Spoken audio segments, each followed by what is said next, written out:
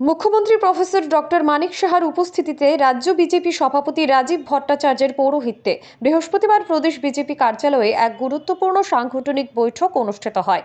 বৈঠকে মুখ্যমন্ত্রী রাজ্য সভাপতি ছাড়াও উপস্থিত ছিলেন রাজ্য মন্ত্রিসভার সদস্য রতনলাল নাথ। তাছাড়া উপস্থিত ছিলেন নবনির্বাচিত জেলা সভাপতিরা। আজকের এই বৈঠক থেকে পরবর্তী সাংগঠনিক কার্যক্রম ঠিক করা হবে।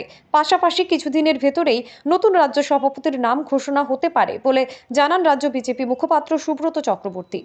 Bureau report, digital Tripura.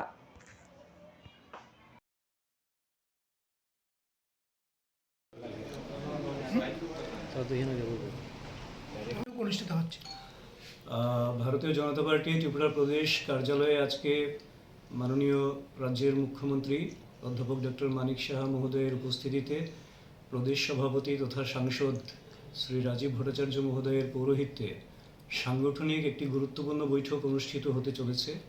আপনারা অবগত আছেন, আমাদের ত্রিপুরা প্রদেশের বিভিন্ন জেলা কমিটি নতুন করে পুনর্গঠিত হয়েছে, মানে জেলার সভাপতি নির্বাচিত হয়েছেন যারা, তারাও আজকে বৈঠকে সামিল রয়েছেন এবং মন্ত্রী সহ অন্যান্য বিভিন্ন জেলার যারা সভাপতি, তারা অফিস বেয়ারার, তাদেরকে নিয়ে একটি গুরুত্বপূর্ণ সাংগঠনিক বৈঠক এবং সেই বৈঠকে আগামী দিনের কার্যক্রম কিছু গুরুত্বপূর্ণ বিষয় নিয়ে আলোচনা হবে এবং এই আলোচনার পর যে রূপরেখা তৈরি হবে আগামী কার্যক্রমের, তার দিনক্ষণ বা নির্ঘণ্ট এবং কি আমরা নতুন করে কার্যক্রম হাতে নিয়েছি সেই বিষয়গুলিকে আপনাদের সামনে আবারও আমরা তুলে ধরব।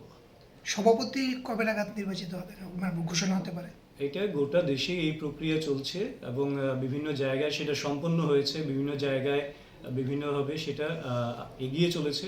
আমরা আশা করছি খুব শীঘ্রই আমাদের সভাপতি নির্বাচন হয়ে যাবে।